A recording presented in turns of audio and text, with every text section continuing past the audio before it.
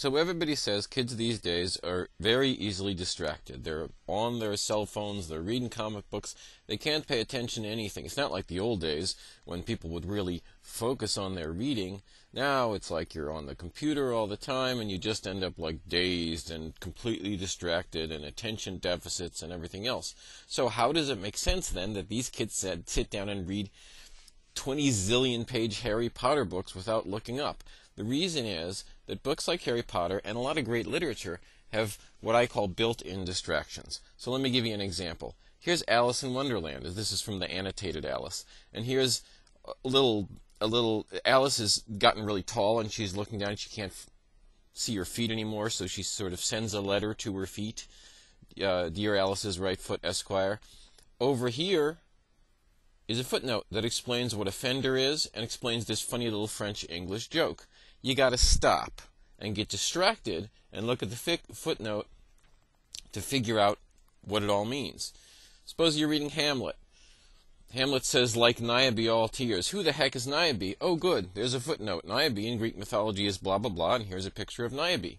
So if you're reading one of these books the way an actual scholar does, they stop all the time and they get distracted by words that mean other things and point you outside of what you're reading. So if you're reading Harry Potter and you see the name Argus Filch, you think, hey, Argus, I think I've heard that before. Oh yeah, I remember. It was that guy with all the eyes who was watching Io. Well, that makes sense because Argus is always watching everybody, but it takes you a minute. You get distracted by the name. Or something simpler like omnioculars. You think, wait a second, that sounds funny. It's like binoculars, but bi means two, omni means every. Okay, I get it. Omnioculars, like binoculars that see everything. Like the words omnivorous and omnipotent have omni. Okay, here's another thing. So here's the Bible. In the Bible, a lot of old Bibles will have this strip down the middle of the page. And look, verse 5, you go up here to verse 5, strip down the middle of the page. It shows you all the other places in the Bible where this verse connects to. So it's stuff inside the book.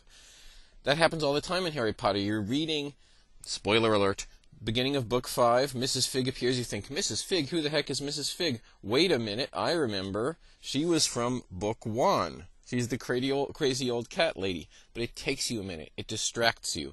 It stops you. So maybe we're not as distracted as we think. We're just reading in a more complicated way, and we're reading in a way that actual really scholarly, smart people read, and that's a good thing.